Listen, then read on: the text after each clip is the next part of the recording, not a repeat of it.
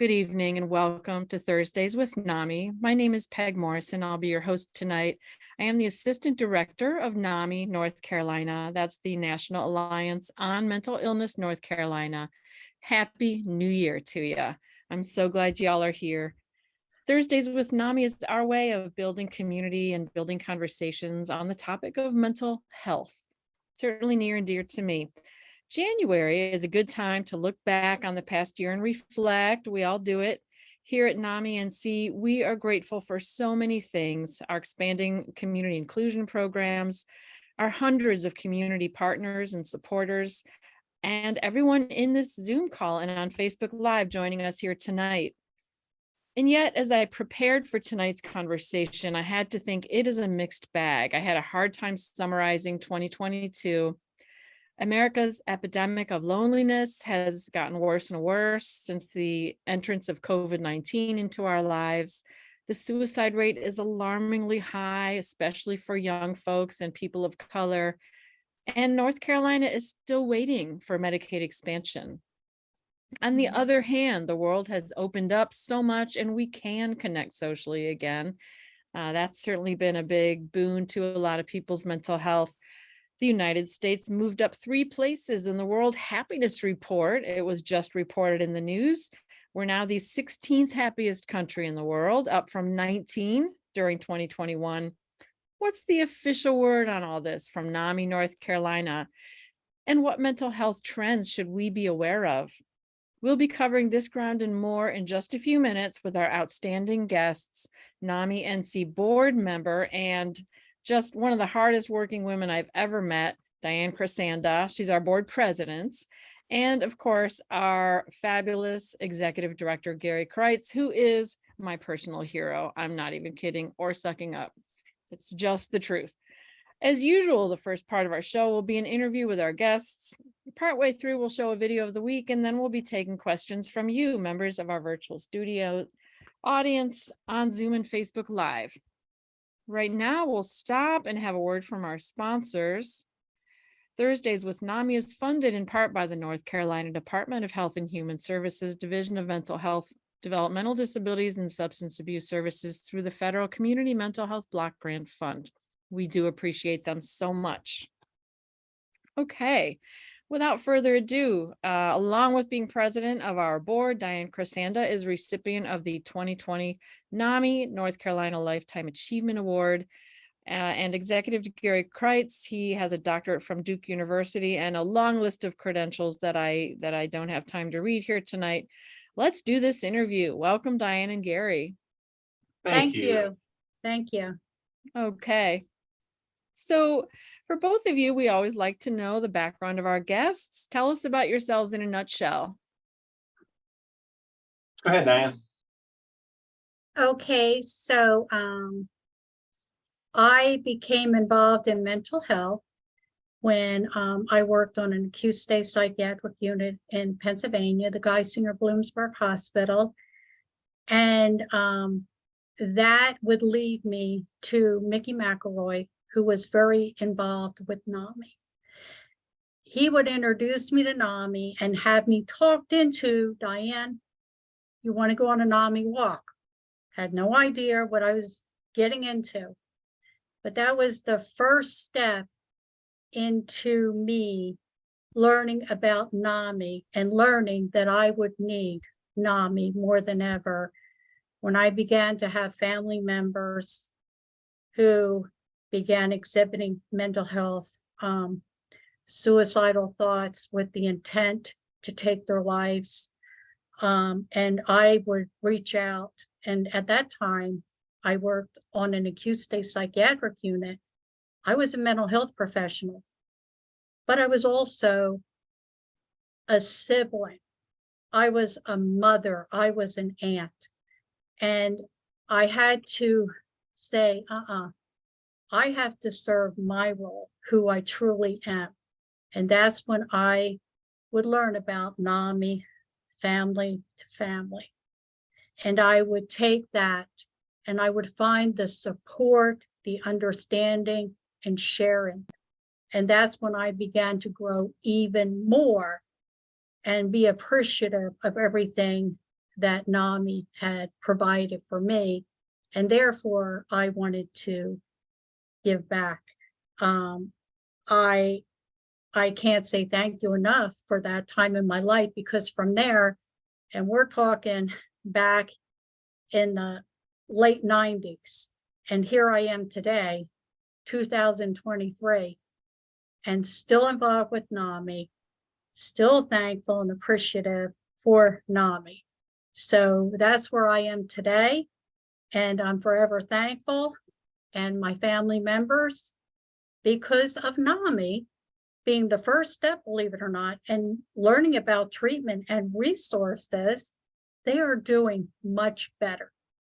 So that's what I'm sharing with you all this evening. Never give up hope. That's fabulous. It sounds like maybe you learned about NAMI before you really needed the organization and all that support, which is ideal. I think usually it goes the other way around. Yeah. And for that, Peg, what were the chances of meeting someone where I was employed, and for him to talk so much about NAMI, and then to engage me in a NAMI walk, and then to learn about the valuable tools and the support that they had.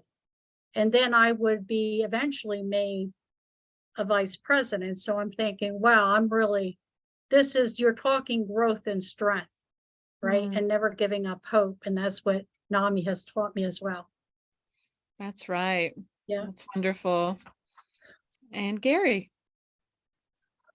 Well, like you, Peg, my wife and my daughter and I are originally from Ohio, as we call it, which explains why, even though I now consider myself a loyal North Carolinian, I'm still a huge Ohio State fan, and I'm still a little bit discouraged by the game the other night.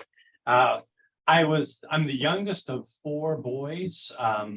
My dad was a lifelong educator and guidance counselor in the public school system, and from him I received my love for learning, my ability to dream, of helping others. From my mom, who, although she was perhaps less educated than my dad, just was highly intelligent. And from her, I learned not only my sense of humor, but also my love of trivia games. I was playing Jeopardy with her up till almost to the point of her death. I came to NAMI about 3.5 years ago for professional and personal reasons, both. Professionally, I was a pastor before I got my PhD, and I had a really heavy counseling load when I was a pastor. And so I grew to know how deep the mental health needs are, not only in our culture, but just in local communities. But then on a personal reason, my daughter, our only child, has borderline personality disorder. And so when I came to NAMI, it was not only with a passion for the field, but honestly, for a way for me to learn the resources myself. I have been in family to family. Those things are important to me as I learn how to love my daughter in the right way through her mental illness. So that brings me to where I am today. All right. Well, of course, we're so glad at NAMI North Carolina to have you. And I think you still have that sort of energy of a pastor, that gentle energy. That seems like a good transition, that spirit that carries through. Thanks. And for anyone who doesn't know, Garry referenced Family to Family. That is our 10-week class for anyone who has a family member or a loved one with a mental health challenge. It goes over the different types of mental illness, how it affects the whole family, and how we can cope and communicate better. So yeah. So moving right along, this first question is to Garry. What trends did you see in mental health during 2022? And how did NAMI NC respond? I think that you described it really well in your introduction, Peg, that it's really been sort of a mixed bag. I've seen some positive things and I've seen some negative things. Positive, there are things that maybe you can't quantify, but are still encouraging, like how many celebrities and others are starting to admit to mental health challenges.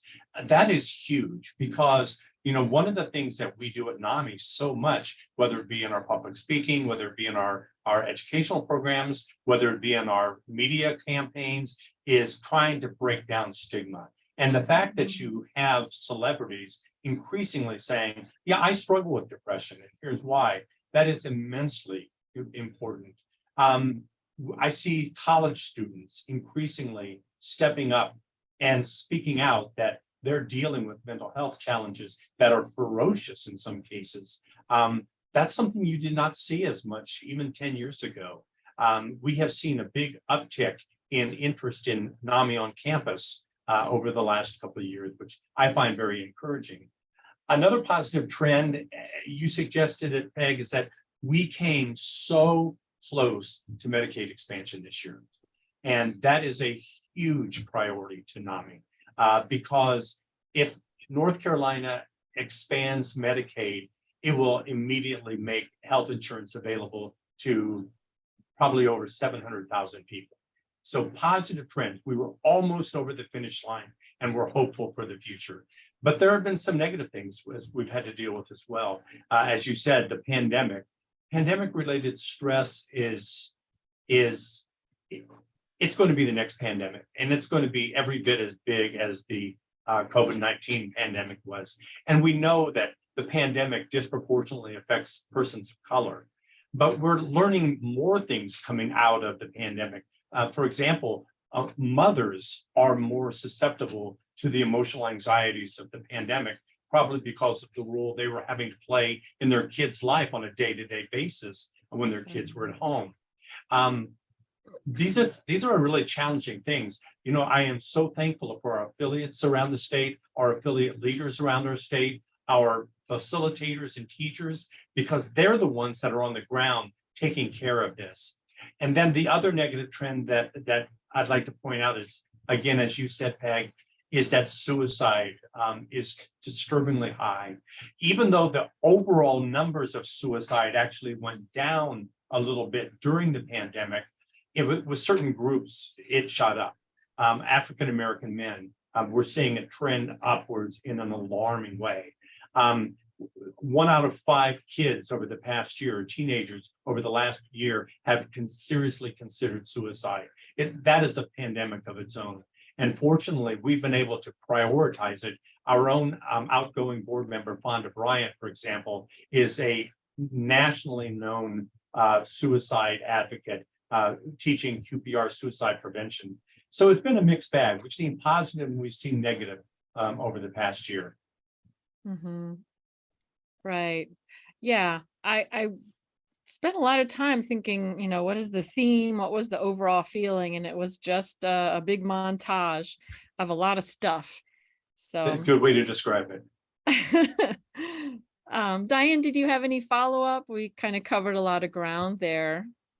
No, I think Garry spoke quite well of it, and I commend Garry for that. And thank you, Garry. Right on. Sure. Yeah. Next question goes to Diane. Overall, what has NAMI North Carolina done well in the past year? I would say I'd like to say a big thank you to Garry Crites. His outreach and all that he has done for NAMI North Carolina, from being the executive director to being part of the board of directors, to having involvement with the NAMI affiliate, speaks volume.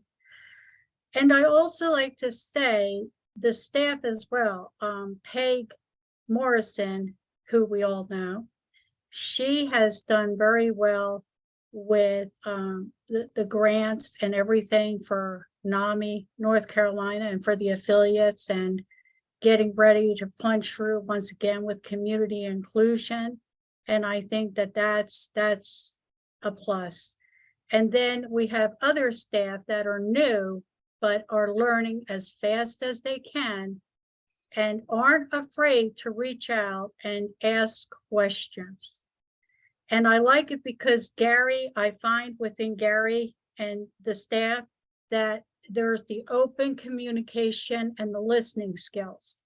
which I see with each of them, with the interaction I have had with each and every staff member of NAMI North Carolina. I also want to say for the policy committee, and Garry had a great input for this too. We really pushed for 988 for that to go. And as Garry was talking about the suicide, I couldn't help to think, yes, and it's really good to know that we were involved with that push for 988. I think it's going to be very, very successful. So yeah, NAMI has been phenomenal.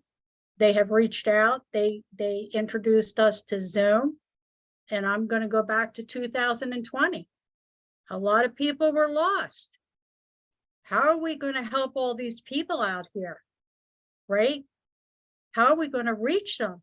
There's COVID. They can't get out. They can't do this. They can't do that. Here comes NAMI North Carolina. We have something. We're going to go virtual. We're going to do Zoom. And Peg Morrison, along with some other colleagues, would introduce us to Zoom and show us and train us, that we began to have the tools to be able to help those people during that time.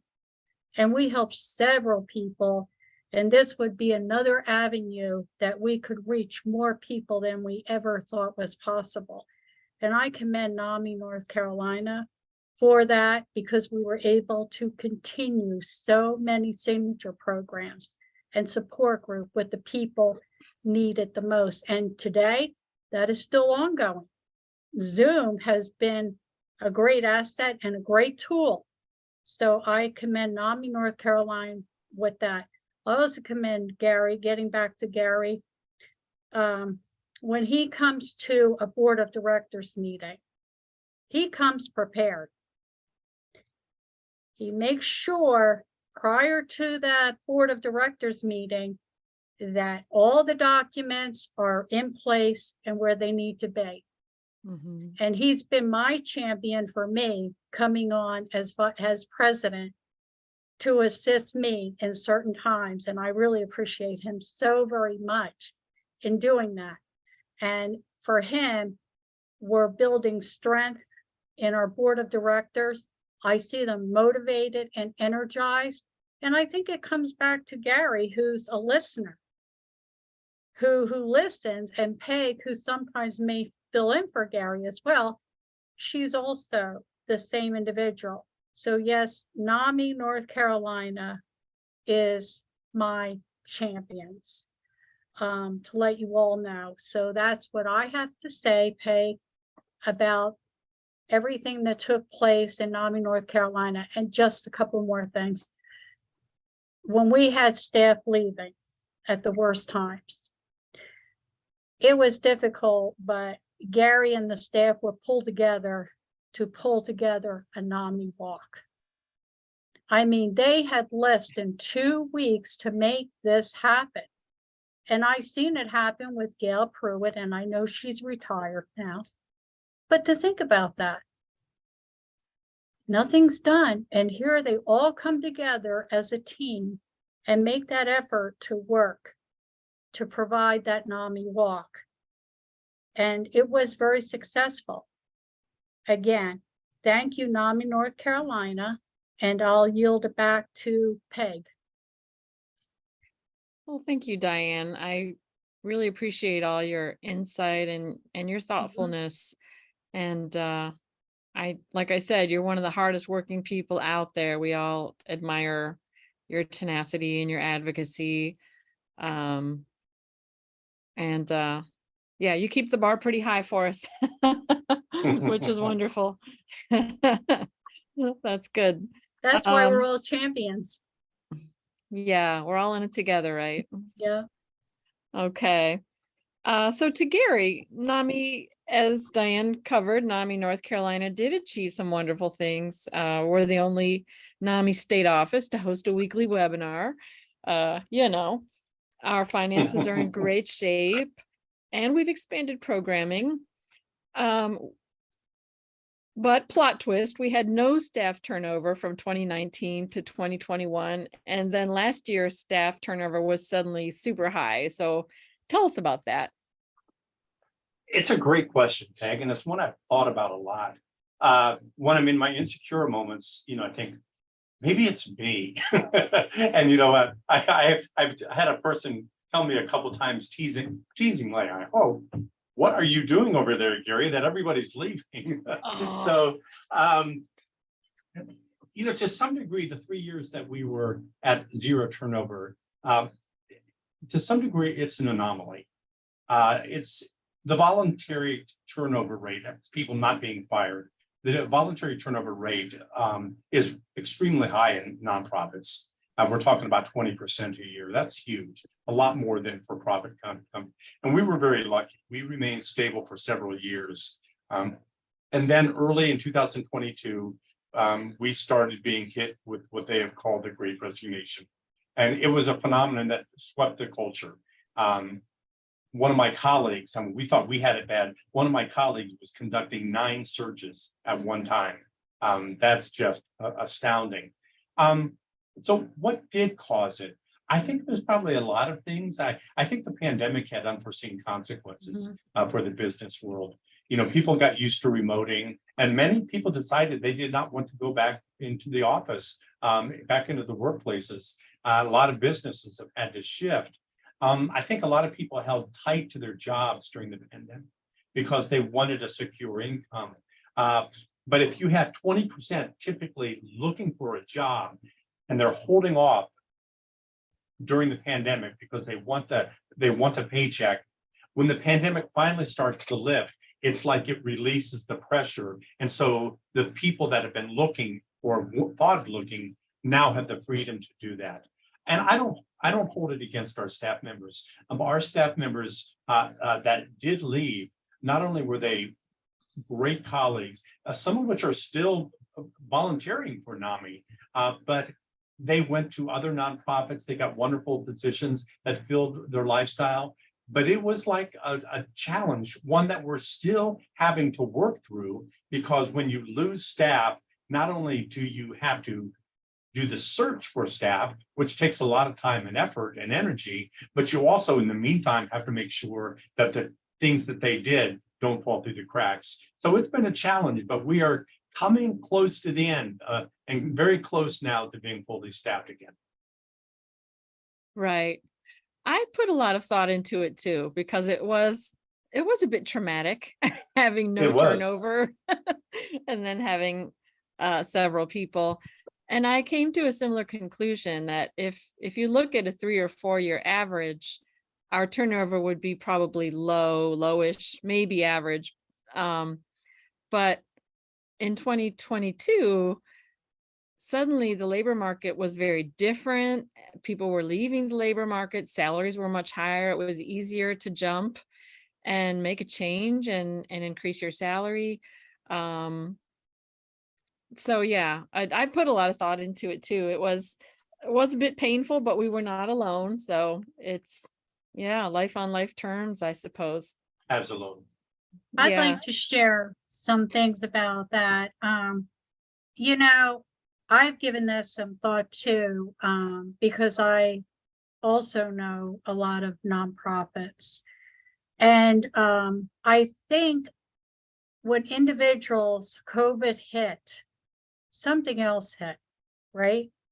I think they were isolated, they could work from home. They had the opportunities of doing that they never could stay home and work, right? So I think that once you're isolated and you're pulled back, and guess what? Now we're going back out into the workforce. So I think that changes a person because of their feelings, their mindset, and everything like that. And I really don't, and I don't feel that NAMI North Carolina, from the things that I hear from the staff, have been exceptional as far as Garry goes. So I just think it was time for them to take a leap. And like you have both said, for another job. And another thing was another good point you brought up. More job opportunities. Look at all the people that all over the country left their jobs to go to other job openings that were there. And what's saying that that job wasn't there before for them? And that's why they wanted to be part of something else. So to me, NAMI North Carolina gave them the time to grow, to strengthen, to be part of a valuable nonprofit organization. And for that, I know that two of the individuals who left said that they'll be forever thankful for NAMI North Carolina and working with Garry, because it taught them so much. And I know that with the COVID, I still say that was a setback. And I know that one had a medical condition. So that could have been something too. But Garry, I think that you did very well with bringing on staff. And you both acted so quickly in doing this. It was boom to the board. Okay, this is what we need to do. I need this, this, this, and this. Okay, Garry explains everything thoroughly. So we're all there. Okay, Garry, do what you have to do. Gets the description going. So then starts to hire. That takes time and energy to rebuild. So you did awesome. And I think part of the responsibility, Peg, that you and I have as supervisors, part of our role is not only to supervise workers that are working for NAMI North Carolina, but especially with some of the younger staff, part of our responsibility is to train them and to give them the skills that they need for after they leave NAMI North Carolina. It's not simply what we can get out of them, but how can we create an environment in which they can grow as individuals so that when they leave NAMI North Carolina, they flourish. It's not a coincidence, I don't think, that two of the people that left were our youngest staff. They stepped into newer responsibilities. I miss them. I wish they were here, but it's like raising a kid. It's like raising your child. You know, when you raise your child, you're raising your child so that you can one day let them go on to bigger and better things. That's what we try to do with our staff as well. Not only to train them for NAMI, but to train them for life. I think that's very well put, Garry. I like that. Yeah, well done. That was really well put. And that's the way I think a lot of other nonprofits should really look at it. And Garry's absolutely right. We have a younger generation who wants to flourish, who wants to stepping stone, and then you give them that opportunity. So that was well said. Yeah, that's beautiful. I wish just that sense of responsibility and stewardship, it needs to apply not just to our funding, but to the lives that we impact. And I think that was just very eloquently put. We will be answering all of your questions, folks, after the halfway mark, but this one is pretty relevant on membership. And I don't know this off the top of my head. Has membership increased or decreased for NAMI during 2022? And that applies to the whole state. It decreased slightly. Part of the problem that we've had with decreases have been up until recently, people didn't get notification that their memberships were expiring from the national database. They've corrected that now. So we've seen a slight decline in membership, but not a significant decline. But we've seen an uptick in participation.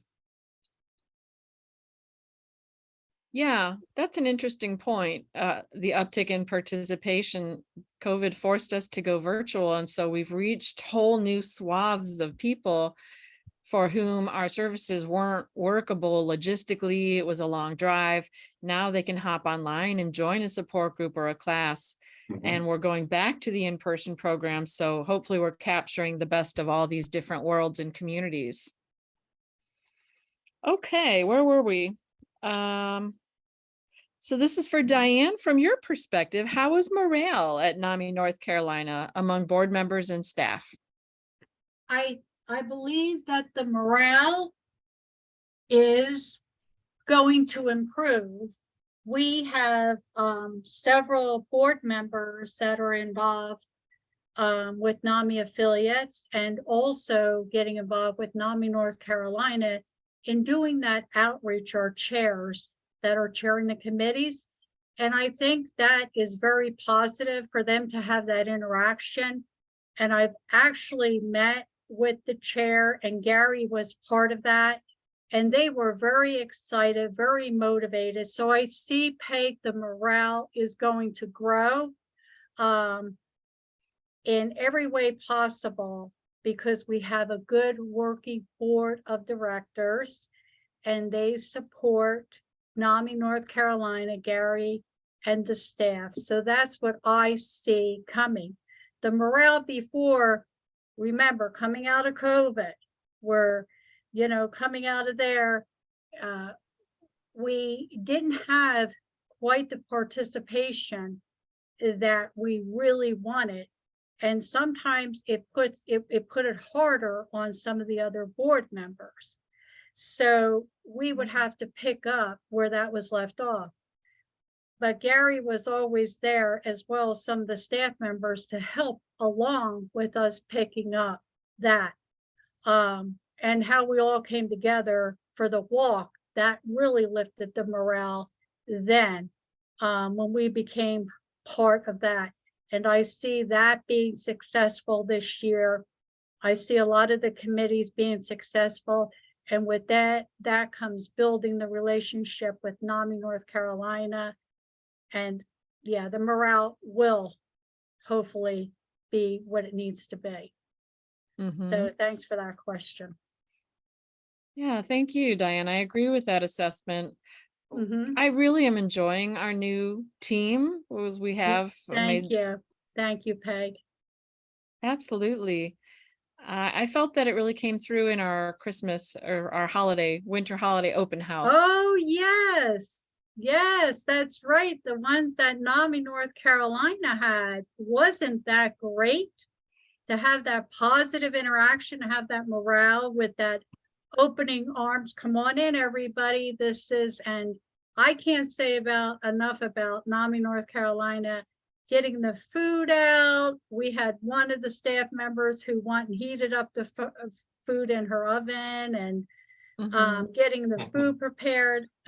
So it was great, and the interaction was all positive. We would be laughing and talking and things like that. And I thought that was very positive. You're absolutely right, Peg. That morale was uplifting. Yeah. I noticed too that the decorations in the halls and in the individual offices, there was a lot more spirit there, a lot more participation. Oh, yeah. And how we got to interact with all the staff and go through the different offices. And it was very, like, we all felt included, not excluded, and a welcoming atmosphere. So it was something that was overdue. And I thought you guys did a great job in inviting us in. That was wonderful. Thank you. Yeah. Yeah, we enjoyed it, and it was wonderful of your team to make the drive. Yeah. Yeah. Thank you, Peg. It was well worth it. All right. Garry, tell us about your vision for 2023. That's a good one. You know, it would be all too easy to say, well, if it ain't broke, don't fix it, you know, because our signature programs are strong, our support groups are strong, but I don't think we can ever rest on our laurels. I think we should always be not only celebrating what we're doing, but looking at what we can do. And so there are a few things that I really would like to focus on in 2023. I want to really in 2023 prioritize advocacy. Advocacy changed a lot during the pandemic, primarily because we couldn't go down to Jones Street. You know, Advocacy Day was a virtual event for 2 years. It changed our relationship with other advocacy groups. Now that the society is reopening, I think that we need to really prioritize. I think it's time for us to get back into Jones Street now, not only for to shake the hands of legislators, but to be, I would like to be present when committees are meeting on subjects dealing with mental illness. I would like to be there when votes are taking place. And so as we become fully staffed, I want to focus on advocacy more and more, not only Ashish, who is our policy director, and myself, but also to mobilize the entire state for NAMI to do it. A second thing is, I really think that we need to focus our efforts. There are 1,000,001 things that we could be spending our time and effort on, and things that are important, things that are valuable. And we are constantly getting calls from groups and people saying, will you support us in X or Y or Z? But we can't be all things to all people. Because if we try to do that, we will not only risk burning out our volunteers and our staff, but we're going to end up doing a lot of things okay and nothing with excellence. So I really think that we need to focus to really, especially with the size of staff that we have, to focus on what are the things we really need to be doing. And then finally, I still want to prioritize diversity in our programming, in our hiring. And we've done some wonderful things the last couple of years. We wrote a grant to get money so we could give mini grants to Latinx organizations that they could develop mental health programs in their cities. We've been focusing on HBCUs in NAMI on campus. I don't think and if I could, that means historically Black colleges and universities. Historically Black colleges and universities, but we can't let up on the pedal, because whether it be in our programming, whether it be in our volunteer base, whether it be in our hiring, we need NAMI to look like North Carolina looks. And so those are some of the priorities that I have. Wonderful. And a question in the Q&A that came through is, what do you see us doing in the next 90 days and 12 months? Do you have any, you kind of covered that. Is there anything that those questions prompt you to add? The next 90 days, and it sounds very inward focused, we have to be fully staffed because we are operating with one of our 4 tires half out of air, essentially. So the priority of the next 90 days is going to be fully staffed, and then into have the staff trained and ready to go. Over the next 12 months, there's lots of things that we want to do, but one thing that's going to be a significant priority to us is stepping forward in community inclusion. We have done community inclusion for several years, but now that we're working even more heavily with transition to community living with the state, I mean, we are on the cutting edge of community inclusion. There are other states and other NAMIs and other places that don't do anything like we're doing. I think that's over the next 12 months is going to be a huge priority for us. Right. I agree completely. Diane, any thoughts that you'd like to add? Oh, yes, Garry had touched on the advocacy, prioritizing, absolutely. Being there to vote, to be front row and center. I totally agree with that. I also wanted to add that there are signature programs as well that are in Spanish, correct, Peg? So, you know, we want to continue with that for the 2023. I would really like to just say that even with us being involved with boots on the ground, our NAMI affiliates, you know, that they bring so much too, and we're going to make sure the board and Garry and I have spoken about that, about highlighting a NAMI affiliate every month and having them put in Tuesday Newsday and on the NAMI North Carolina website. So I think that that's something new. That's a vision for 2023. Yeah, I like what Garry said about the staffing. Absolutely. They have gotten that up on the NAMI North Carolina website. So hopefully Garry will get those positions filled quickly. I think that that would be a great asset to NAMI North Carolina, and that's exactly what they need, because it'll fulfill the vision for 2023 for sure. Mhm. I would also like to see more NAMI affiliates out there participate in our walk for 2023. You bring so very much, and it'd be nice just to see who's out there, or NAMI walk team. That would be awesome. So that's what I'd like to see in 2023 as well. And that's all I have to say. So I'll yield it back to you, Peg. Well, that sounds like a plan. So we're almost at the halfway mark, but I'll ask one more question from our list here. What does self-care look like for both of you? Right, Diane. Self-care for me is when I can take a walk outside with my husband and my dogs, and just walk and see nature. And it's so relaxing when I can see a deer eating, or I get the biggest kick out of, and this makes me laugh, a squirrel. How a squirrel can jump from tree to tree, and what they'll do to get in and get food, right? So the reason I say self-care, that's for me, is because nature has so much to offer, and you're so preoccupied by looking at everything around you and what they're doing. And what better way than to watch animals or something like that? So that's one. I also enjoy exercising, and Garry and I pointed this out to each other, self-care. So we might remind each other of this. So I get notes, it's self-care time. You're absolutely right. This is my time. So today I gave myself a facial. I listened to very relaxing music.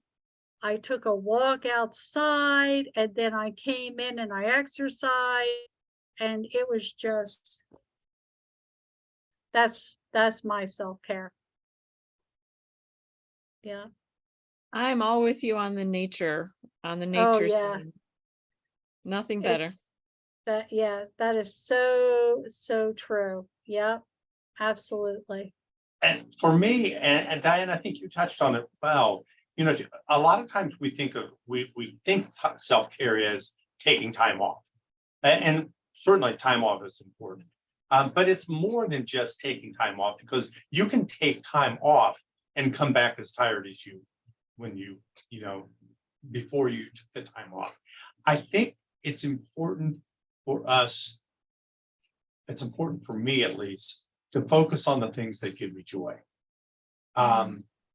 Every week, I carve 2 hours out for myself, usually on Sunday afternoon, not always. And those 2 hours, I'm off limits to everybody. And one week I may hike, another week I may go to Barnes and Noble and journal. Another time I might walk through streets of South Point.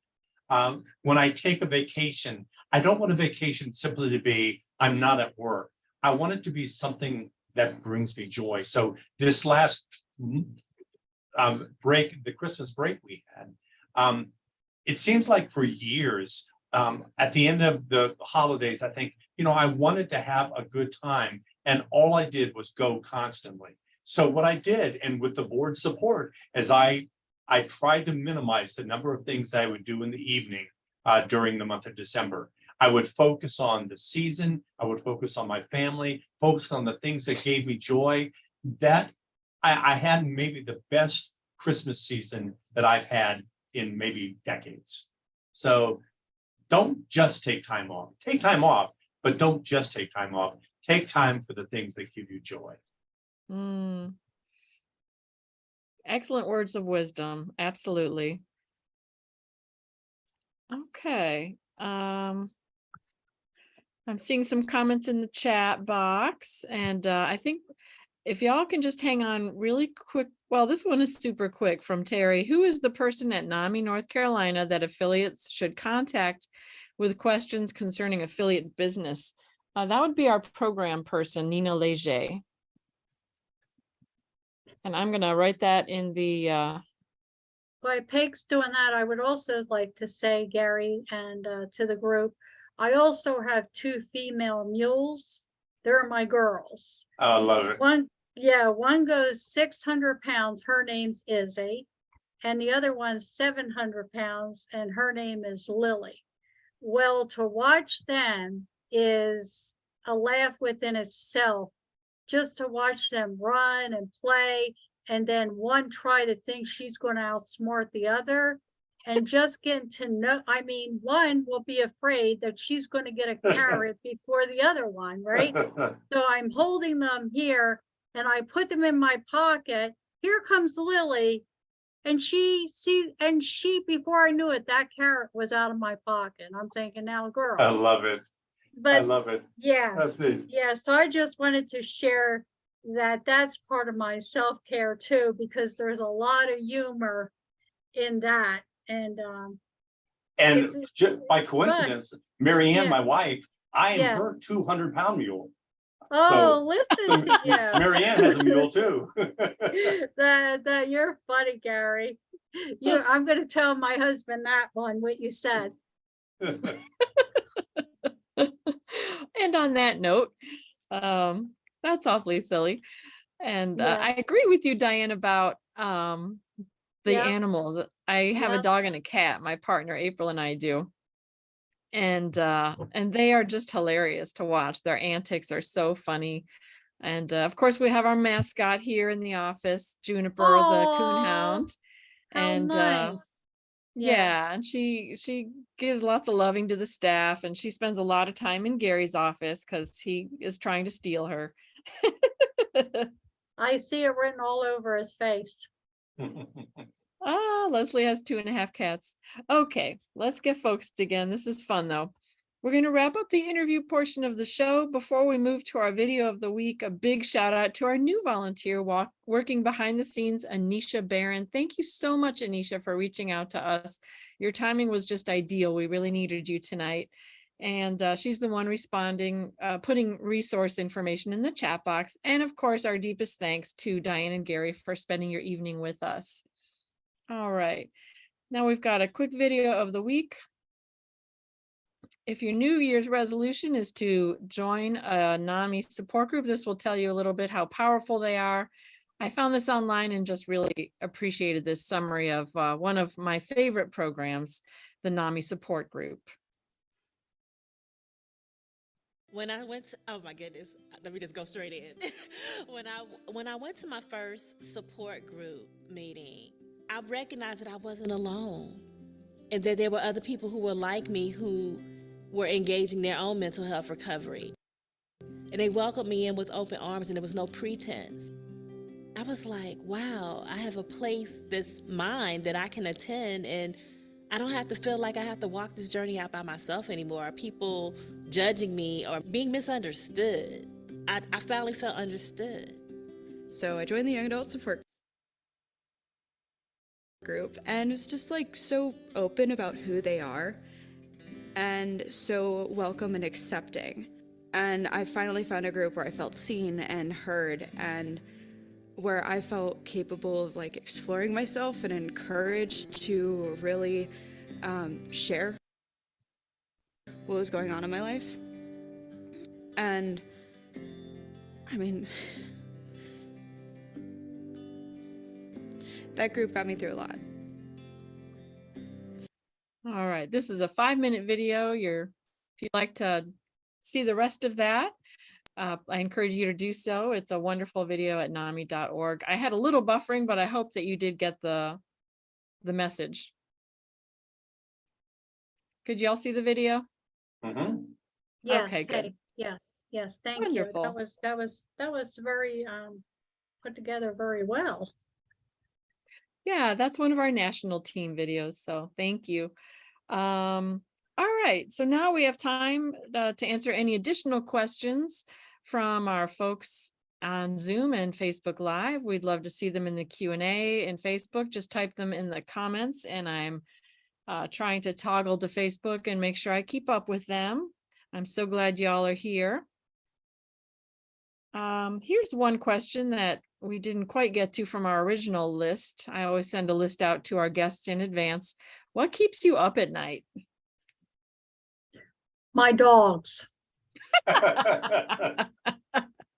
Oh, I It's love the it. truth. It's the truth. I mean, really, you get all comfortable and they are part of the family.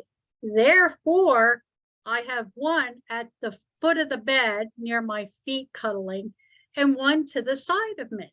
However, if I move, they move. Then, since the time change, we got little Shelby who will very gently because he's trying to wake you up. It's like he's this miraculously little alarm clock. And I'm like, really, Shelby? It's only 2 o'clock in the morning.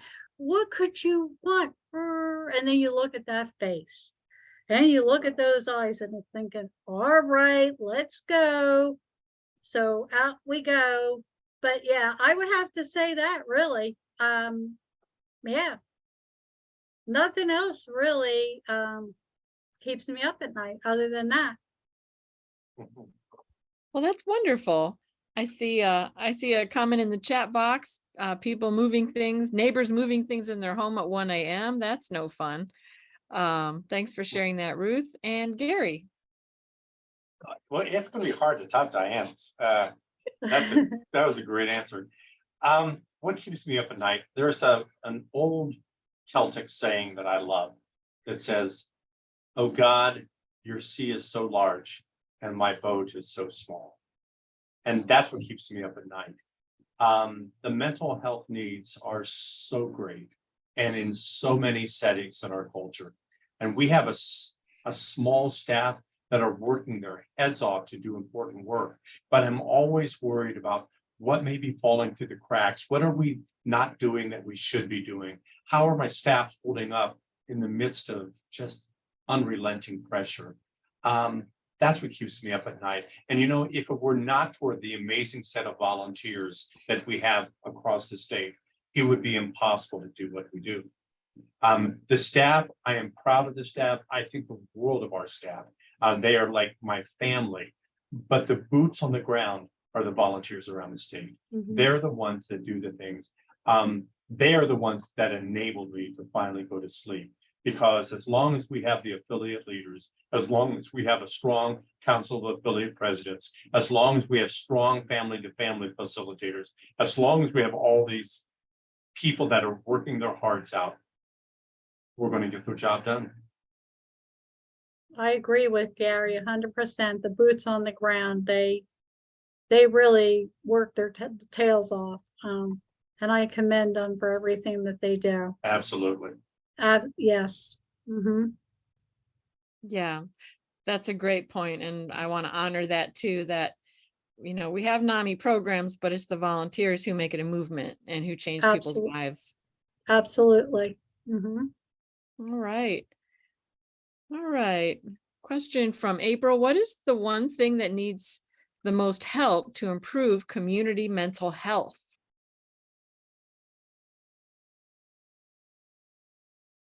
That is a great question. That's the center of what we do. And I think, April, is a wonderful question. I think my answer would be different every day. One day it would be, it's defeating stigma.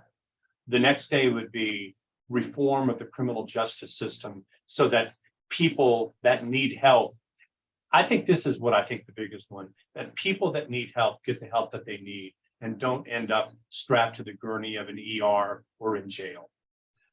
If we could make that change in our culture, it would not take care of all the mental health needs of our society, but that would be so huge. So many homeless persons, and a lot of the homeless persons are vets. So many homeless persons end up in jail or they end up in the ER when what they really need is meaningful treatment. And so to me, that is one of the biggest things that we could possibly do to improve mental health across the state, is to take seriously the people that are the most vulnerable. Mhm. I agree. And, you know, advocacy is very, very important. And wouldn't it be nice to see individuals and certain organizations and people out there just to make a commitment? I will do this to improve mental health within my community. I think that that speaks volume. So that's what I would like to see for us in the communities. And I think that our voices have to be louder, and we have to be loud as we can for people to hear us. And I agree with everything that Garry said. From day to day, it changes, because day to day, there's always something new about mental health. Absolutely. And we got to be the ones to make the change and to make the difference.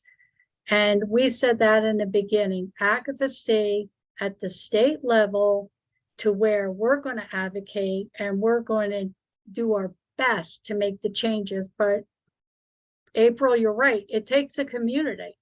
It takes communities to be does. able to do that, because, you know, one can't do it. In a Mhm. civilized society, people should not be dying because of lack of available mental health care.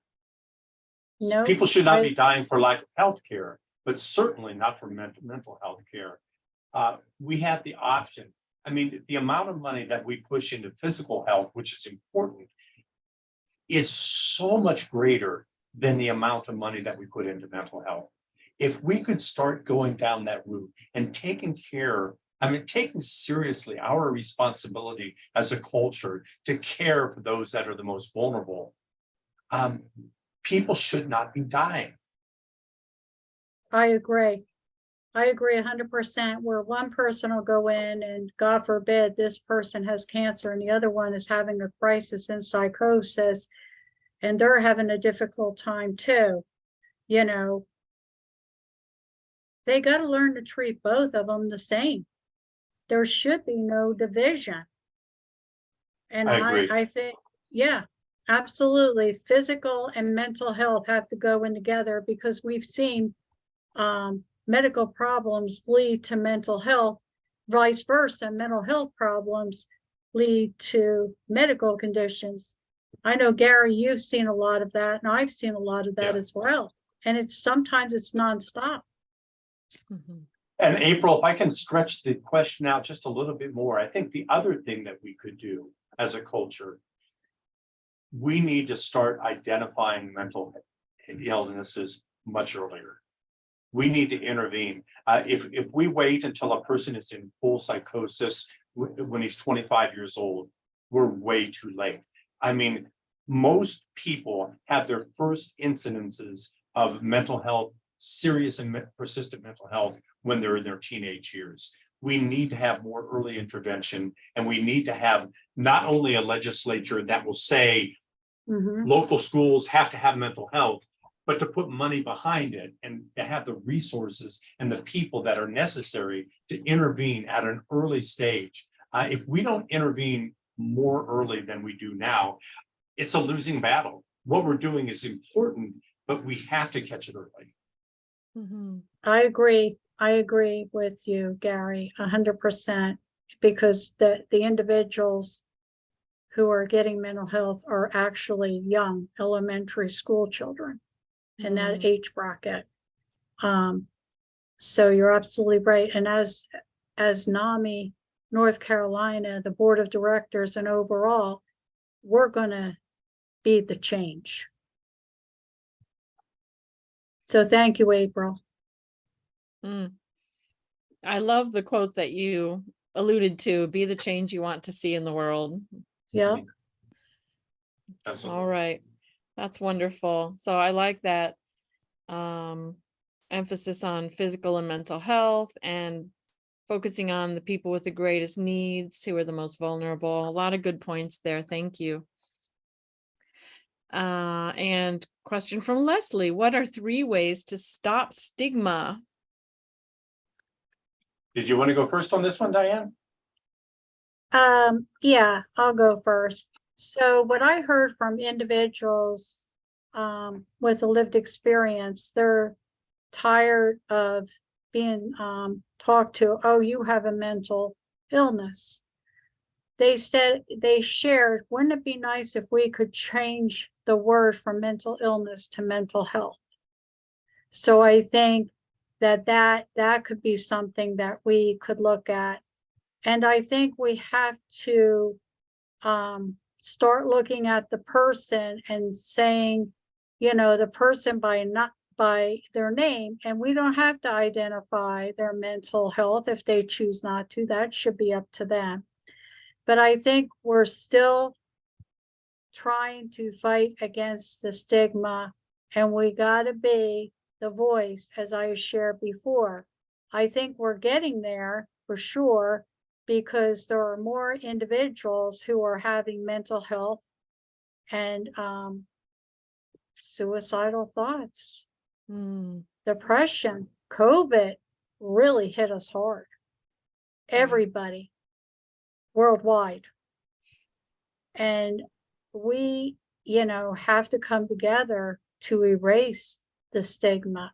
And eventually, I think it'll happen. I don't have all the answers right now for you, but I think just changing a few things, and like, you know, the best saying is stomp out mental illness. Let's just stomp on it. Like, just take that and just go out and jump up and down and stomp the heck out of it. That's what we're going to do. Yeah, because we're unstoppable. And that's what I'll get it back to you, Garry, because that's the way I feel. I feel a person is a person. If you have mental illness, you have mental health, you're still a person to me. I agree. There's no difference. You're still a human being. You're a person. I'm a person. I'm meeting you here. I will never look down upon you. I will never look above, right here. And I think that's what people got to do. They got to start meeting people right here. Well said. Well said. Mhm. Leslie, it's a great question. I think Yeah. there are several things that come to my mind. First of all, I think one thing that would help to eradicate stigma is when leaders start being more transparent about their own mental health. When whether it be celebrities, whether it be leaders, whether it be in the workplace, whether it be parents, to people that are in positions of leadership, start leading the force that it's okay to say, I'm really struggling with my depression, and it's okay. Second thing that I think would help eradicate stigma, we have to stop using language that trivializes mental health. We have to stop having used car salesmen say, my prices are so low, I must be crazy. Every time you do that, it minimizes somebody's pain. It minimizes somebody's sickness. Whenever you say, oh, you know, she's just nuts. She's just nuts. I know what you mean. But what it does is it takes a very serious thing and it trivializes it and it makes it the butt of a joke. And so we need to start monitoring our own language. The staff here are really good, because if it slips out, somebody will lovingly call you on the carpet for it. You know, that's not the language that we use. The third thing we can do to eradicate stigma, and I say this as a former pastor, is that spiritual leaders need to stop identifying mental health conditions as sin or spiritual weakness. You know, it is not a sin to be depressed. You know, I hear so often, well, I know you're depressed if you just prayed more. I believe in prayer. I believe in faith, but no one would say to me, well, Garry, if you would just pray more, you wouldn't have diabetes. Nobody would say that, but they say it about mental health all the time. It's seen as a spiritual weakness. We have to stop, especially those of us that come from religious backgrounds. We need to say, no, you cannot call this person's pain a sin. And so those are three things that are in my mind that we need to do. Well said, Wonderful. Garry. I agree. Sorry, 100%. I'll get off my soapbox now. No, that's good. And Leslie, that was a very good question. So thank you for that. Yeah, you've got a few amens in the chat box. So definitely, I love both of your answers. A lot of insight and heart, very inspiring. So thank you for that. And I do see Angie Vickers made a comment supporting ending the silence in our high schools. I didn't see that in the chat as soon as it came up, Angie, but I definitely agree with your comment that we need to do as much as we can for high school students who have just gone through the ringer with the pandemic and having to be at home and so much isolation. I agree. All right, question from Terry. Is there a NAMI NC budget line item for advertising, promotion of TV, social media in order to increase awareness of NAMI NC and affiliates, meaning what we do and the importance of community involvement? NAMI NC has the equipment to make these types of professional spots. Individual affiliates don't really have those equipments or resources. Great question. And yes, actually, we do have a line. Honestly, I don't think it's a big enough line. And I would like for it to be, expand that in future years. But we do have a line item for advertising, not only services, but also mental health and so forth. We did this last year, we did a buy on Spectrum for a 30-second ad related to mental health and stigma. That we came up with the script. It was produced by Spectrum, and it was shared across the state. It is really an important thing. One of the things that at NAMI National this year that they talked about is that we so often in nonprofits feel like we need to cut everything to the bone if we're going to be faithful to our budget, to our people, but that sometimes you actually will do a lot more good if you invest more in the things that will bring attention to the cause. So we do have a line item, and Diane and I will, as well as the person that we're working on with the finances, we are going to be, and with Reed Shalvoy, our treasurer, we're going to be developing the budget over the next few months, and I would like to see that go up. Absolutely. That's Good question. very good. That was a good question. All right. Comment from Angie, who is a really important part of NAMI in our state. We have definitely been using part of our budget to advertise our affiliate and NAMI, and that helps us accomplish our mission, our vision of being a name that every household knows. That is wonderful. I'd also like to add that posters are also, they don't have to be very big, but this was brought to me by someone who worked for a veterinarian. One of the vets had taken his life, and it was truly as ever unexpected. So they were devastated, but they didn't know where to turn or an outreach, where to go. But that raised me a concern, because I thought, okay, because the veterinarian was here in the in Rutherford County where I reside. I thought, how could we possibly, what can we do? Posters with your NAMI information would really help a NAMI affiliate. If you have a helpline, a Google Voice, your website, and even suicide prevention, and just start handing those out in the community. How many businesses do you have that are unaware? So I think that that's another good start too. And I know that's something we're going to be doing in this county with Partners Health Management, because that's bringing awareness and that's within the community. So I just wanted to share that. And I like what Garry shared. Yes, we have plans in the making that we'll be talking about, and we'll make sure that we'll share that information.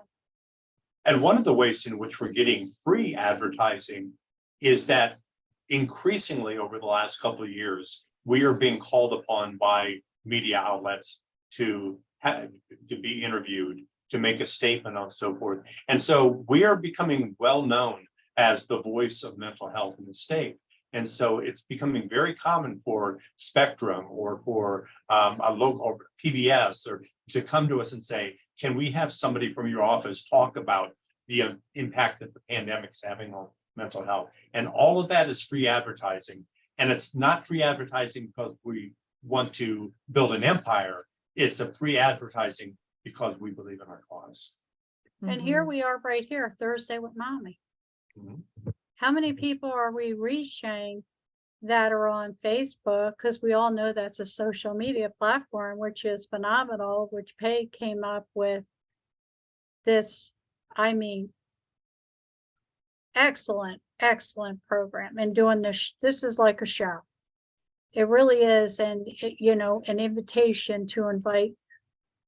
We don't care who you are, what you're about, but we're going to invite you. So I think that that speaks volume. And also, Gary, I was thinking that radio stations also are happy to take on interviews and everything like that. And that's true. Now my mind is going like decals and things like that, T-shirts, balloons. There's so many different things that we could do as an organization. Homework for you all. Let us know. Let us know, each of you here this evening, how are you going to do it? What's your outreach going to be? You've already asked us. You've already asked us. Now I'm putting it back to each of you. Share your ideas with us. I like it. And if you take our Zoom survey at the end of the program, you can write in there, this is my idea in response to Diane's challenge. So let us know. We'd love to hear your thoughts. All righty. Questions keep rolling in. Another question from Leslie. Is there a plan to have a support group for adolescents, maybe call it Teen Connections, run by young adults ages 17 to 21? Gary, I'd like to take this. I think there are things I was going to say, this is your, this is right in your neighborhood.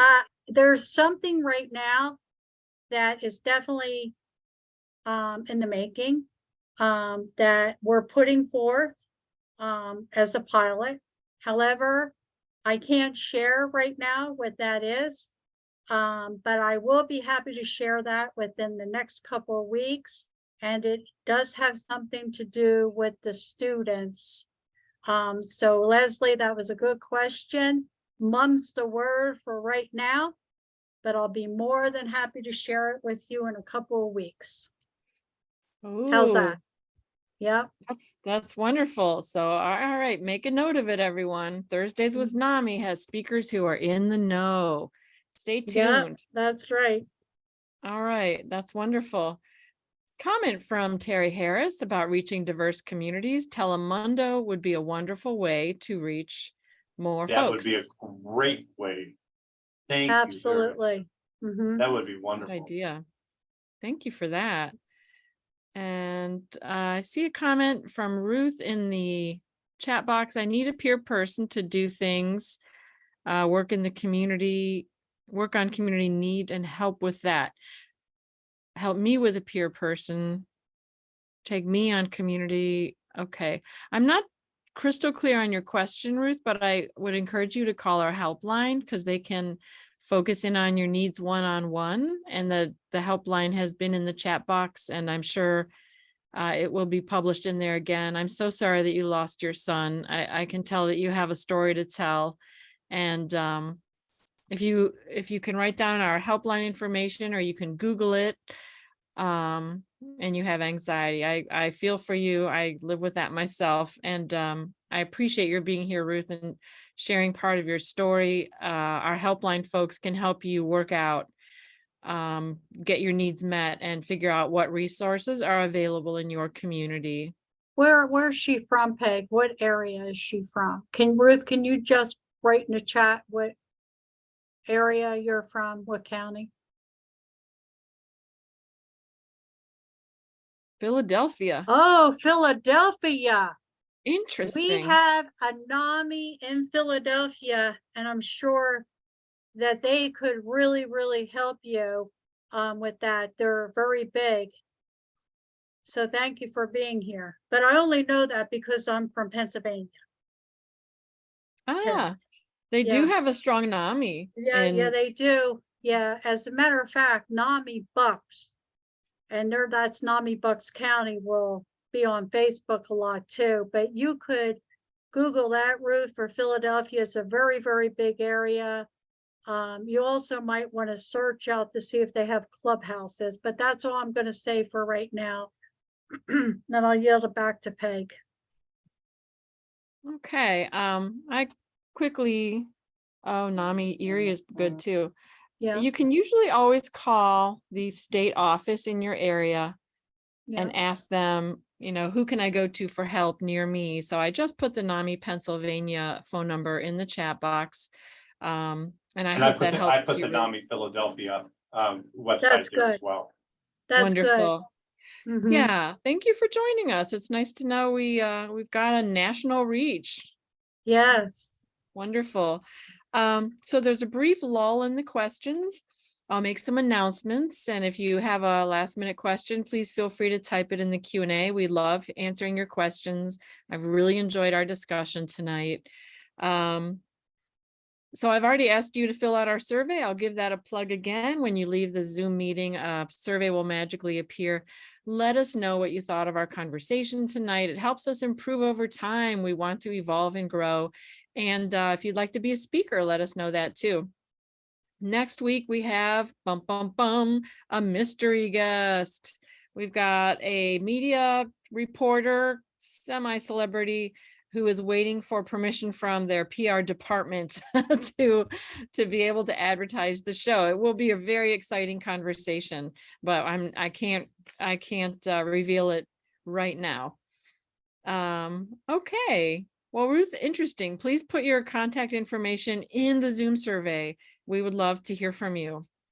And I'll ask one more question. I see we don't have any new ones coming in. What gives you hope? That's always a nice one to end on. Diane, I'll let you go first. What gives me hope is when I can make a difference in someone else's life, to bring hope and make a difference for them, and to ensure that they can have the resources. And what gives me hope is being affiliated with NAMI on several levels, because I know each and every day I'm going to go out there and I'm going to make a difference, and they are going to hear me. So that's what gives me hope. Good answer. Thank you. What gives me hope? We live in an anxious and a violent world. Across the globe, there are wars, there are environmental catastrophes, there are threats to our very existence. Here in the US, we've been hammered with social unrest, with this immense political polarization. And of course, we've all lived through a pandemic with all of its fears and all of its questions, and all of these have increased anxiety and mental health challenges. So what gives me hope? At the risk of sounding overly metaphysical, I just hold on to the belief that we're going to be okay, that we are part of something larger, that there is a benevolent pattern in the universe that connects us all, that's moving behind the scenes to lead us to be better people than we are now, to give us a brighter future. Now, I'm a Christian, and to me, that benevolent force is God. But even if you aren't religious, and NAMI is not a religious organization, even if you aren't religious, I still think that you can believe that the moral arc of the universe bends towards justice and peace and love. And that gives me hope. Well, I can't think of a better note to end on. That those were both very beautiful answers. Thank you again, Diane Krisanda and Garry Crites, for sharing so much time and energy and expertise with NAMI in general, and of course tonight. I really appreciate and respect you both so much, and I'm grateful to be working with you. Thanks, Peg. Thanks for inviting us. Thanks, Peg. Yeah, thank you so much, Peg, for, yeah, as Gary said, for inviting us and all that you bring for Thursday with NAMI, because this is an exceptional way of an outreach. And I just want to say thank you to all our viewers too. And don't forget about that challenge. I'm going to hold you to it. That's right. That's right. You've heard it. So, all right, everyone, have a wonderful night. I hope to see you next week for our mystery guest. And if you're out there and you need to talk with someone who understands, please give us a call at NAMI. Thanks, everyone. Have a good week. Thanks, everybody. Thank you. Take care. See us. Bye. Bye. See you, Peg.